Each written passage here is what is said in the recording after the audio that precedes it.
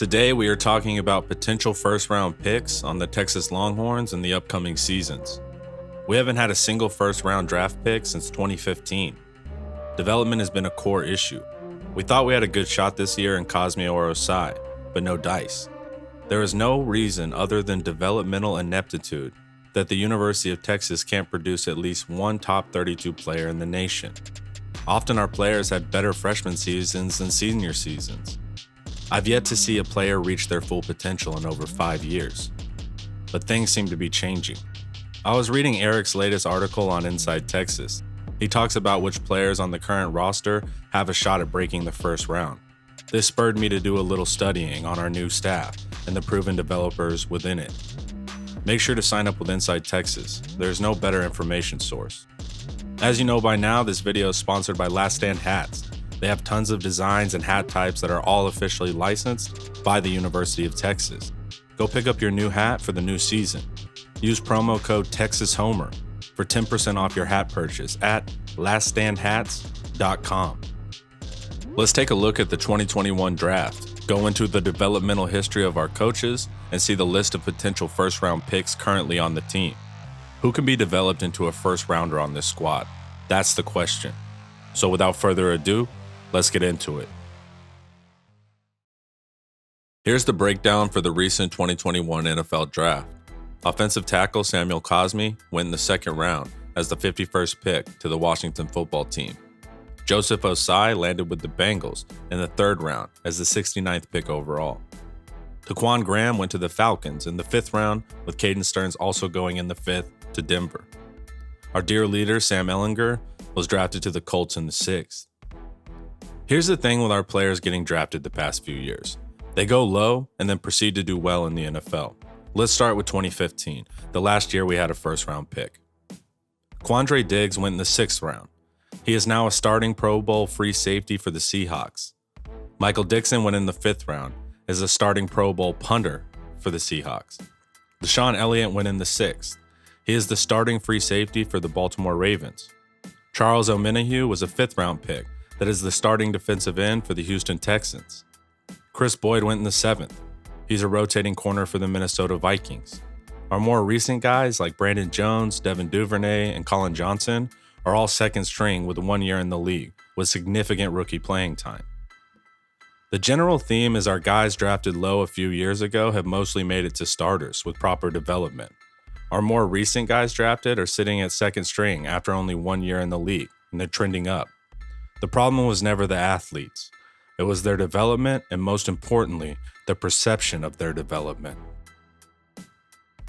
We have new coaches. We needed that. The perception has to change. This is why I believe this staff will be the ones to forcefully correct these trends. Our issue isn't recruiting rankings. We can sleepwalk into a top 10 class. The issue has been what happens when our players get to campus. Let's talk about the proven developers on this new staff. Before we talk about the Alabama success Sark and Flood had, let's address the immediate counter-argument.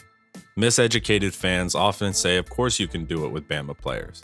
These people do not actually understand football, and you should walk away from these people briskly. The Alabama logo and the brand do not develop players, coaches do. Bama gets 5 stars and increases their skills significantly for the NFL. Texas gets 5 stars and they regress. Talent doesn't directly translate to wins if development is not front and center. The reality is, the coaches at Alabama do all the work and more to ensure Alabama's success, and it's a direct knock on Saban's hiring practices by saying anyone could do it. Ask a Bama insider. They will tell you it's not magic. Players don't automatically gain size and technique just because they walk by Nick Saban.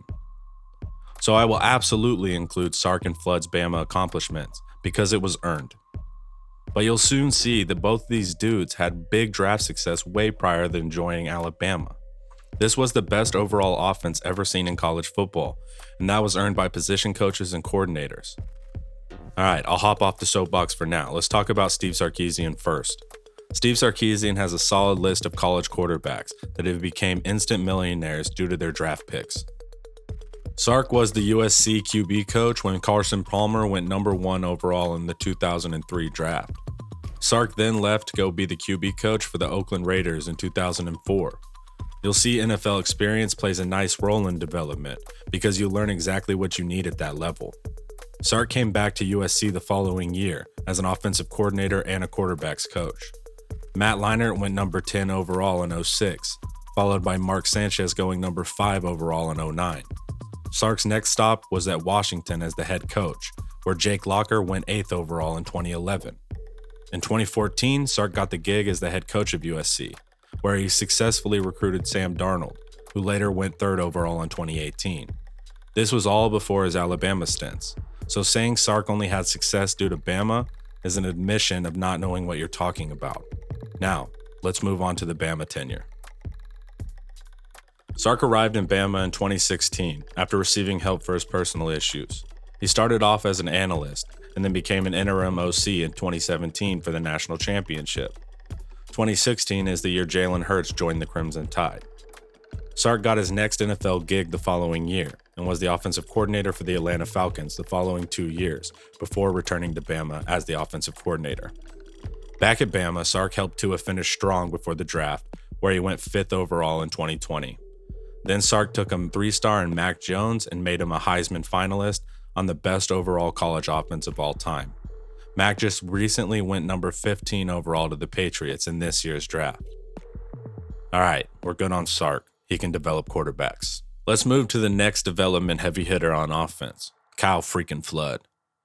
Kyle came up as an offensive line coach at Rutgers starting in 2005 before he took over the program as head coach in 2012. Let's see his picks when he was just the O-line coach. Flood had a 5th-round guard, a 3rd-round guard, and a 1st-round 11th overall pick tackle when he was just coaching O-line. After taking over as the head coach in 2012, he had 10 Rutgers players drafted until his departure in 2015. His 2013 class had 7 players drafted from Rutgers. Flood then went to gain NFL experience with the Atlanta Falcons, where he was the offensive line coach for Sark's offense. This is the experience I like to see.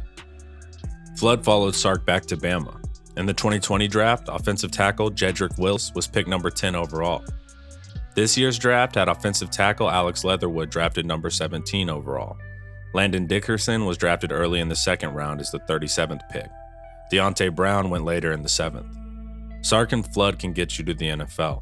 Another solid developer on the offensive side of the ball is Stan Drayton. Stan had a 6th-round running back drafted in 2012, a 2nd-round running back in Carlos Hyde in 2014, and a 1st-round number 4 overall pick in Ezekiel Elliott in 2016. Stan then went to be the running backs coach for the Chicago Bears. His first year, the Bears had the 11th best rushing attack, and the following year, Drayton coached a 5th-round Indiana pick to set the Bears' single-season rookie rushing record. Of course, Bijan Robinson will be a high pick under Drayton's belt as well in the coming years. If his new recruits in Blue and Owens come to Texas, he will have even more early-round draft picks in the coming years. So those are the main coaches with proven development on the offensive side of the ball. Who can say the same on defense? Let's take a look at Bo Davis. In college, Davis has been a part of 3 national championship teams that has produced numerous All-Americans, All-Conference performers, and NFL players. For the first-rounders, Davis coached Jonathan Allen, Marcel Darius, and Malcolm Brown. He coached second-rounders Terrence Cody, A'Shawn Robinson, and Jaron Reed. Davis has had 3 different stints in the NFL for Miami, Jacksonville, and Detroit. He preaches development to his line, and he is a stickler for proper technique. Go watch some videos of him coaching up at Detroit, and you can see what this dude is all about. He is constantly preaching development, even in the NFL ranks, and continued to grow guys in the league long after their draft day. Bo Davis is an excellent position coach to join if your goal is getting to the NFL. Next, we have the rule breaker, with no prior NFL experience, Pete Kwiatkowski. Usually I want to see some NFL pedigree and top developers, but PK's resume speaks for itself. Let's break down all the players he was responsible for getting drafted as the defensive coordinator. In 2015, PK had 4 defensive players get drafted in the first 44 picks of the draft, with 3 of those being first-round picks. In 2017, PK had 4 more members of the defense drafted. 3 of those players went in the 2nd round. In 2018, PK had a first-round pick, 12th overall, and Vita Vea, with 2 linebackers going in the later rounds. In 2019, PK had 5 defensive players drafted, 2 in the 2nd round, and then 3 in the 4th and 5th. PK personally coached outside linebacker Joe Tyron, who was just a first-round pick in the latest draft. Coach Kwiatkowski has an excellent track record of getting his defensive players to the league. Now that we went into the best developers on the staff, let's look at some players who give us a shot at a first-round pick.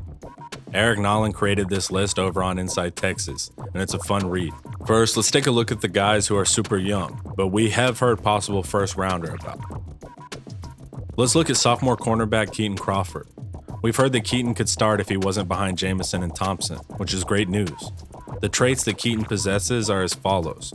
He's focused and well-built with track speed. He's extremely physical with good hips and the ability to get a turnover. He just needs reps to actualize his potential. He could end up as a nickel in the league if corner isn't his long-term spot. Next up is freshman linebacker Terrence Cooks. It's very, very, very early since he's an early enrollee in his first year, but coaches say he has an excellent build for the modern linebacker and can line up his multiple spots.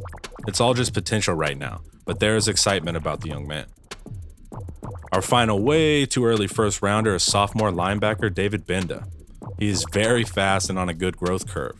He will get dinged for his height, but he's a high character guy that has to prove that he can avoid blocks and locate the ball. Benda isn't an obvious choice at this precise moment, but people are keeping an eye on his development. Now, let's break down the top 7 players that have a real shot of making it into the first round. Position matters in the draft, so this list isn't about who the best college football player is. It's about the best NFL prospects. Let's start with the 7th ranked player. Senior cornerback Deshaun Jamison is a potential late first round pick with a 4th round floor. His size isn't ideal, but his playmaking ability is. Plus, he can return 3 kicks a year for your team. The key for Deshaun this year is to play technically clean and avoid mental mistakes, and his draft ranking will improve. Number 6 is redshirt freshman defensive lineman Vernon Broughton. Vernon, through his development, can be a first-round pick with a 3rd-round floor. Of course, he's big and moves well. There are some technique issues to iron out, but Bo Davis is the perfect coach for that. The NFL will value his positional versatility while still being that large with good length. If he plays 4 years with us, he will be a first-round no-brainer. The number 5 player most likely to be drafted in the first round is redshirt junior offensive tackle Christian Jones. He has first-round upside and a second-round floor. Christian Jones is beginning to peak at the right time. He's big enough to be a wall, but his athleticism is where his first-round potential lies. He'll hit all the combine variables required of him. Christian will need good tape this year and pass protection, and then all options are open to him. Number 4 is redshirt freshman wide receiver Troy O'Meary. He has a first-round ceiling, and if he remains healthy, his floor would only be a second-rounder. Troy is more legend than production due to his ACL injury after an eye-popping spring. He looks to be getting healthy, and he should be very productive the following 2 years, since his position is prioritized in Sark's offense. He'll blow the measurement standards out of the water as well. Arm length, hand size, and his speed compared to his size will all have NFL evaluators fawning. Our number 3 player most likely to make it in the first round is sophomore running back Bijan Robinson. Bijan can easily be a top 20 pick, with a floor of being a top 21 pick. The running back position has been devalued in the NFL over the past decade, so that could cause an artificial drop. Bijan lacks long speed, and that's it. Everything else is there in spade. His character will also be a giant plus for NFL teams. Bijan is a do-it-all player that can make an immediate impact on his rookie contract. Coming in at number 2 is redshirt freshman quarterback Hudson Card. His upside is a top 5 pick overall, with a 2nd to 3rd round floor. Card has an elite arm that can make all the throws. He has the processing speed to get through reads correctly, and he can extend plays in effective ways. QBs go fast in the first round, and there's no reason why Card isn't going to be one of them in the coming years. And finally, we arrive at the number 1 player most likely to be a first rounder in the NFL draft. Sophomore defensive lineman Alfred Collins has top 5 pick upside with a potential number 1 overall selection. His floor would still be a top 20 overall pick. Really, he's that rare of a player. The NFL has placed immense value on versatile defensive linemen who can disrupt, and he's dominant on the line. With a height of 6'5" and a weight of 305 pounds paired with his athleticism, he really is a unicorn, and the NFL will recognize that. So, as I said, we have the players. Now it's just time to develop them. And I think our new staff can do just that. All right, y'all, that's a wrap. I hope you enjoyed the breakdown and have some hope in our future and with the new staff and our current players. Watch more of my videos here and consider joining as a channel member. As always, hook 'em.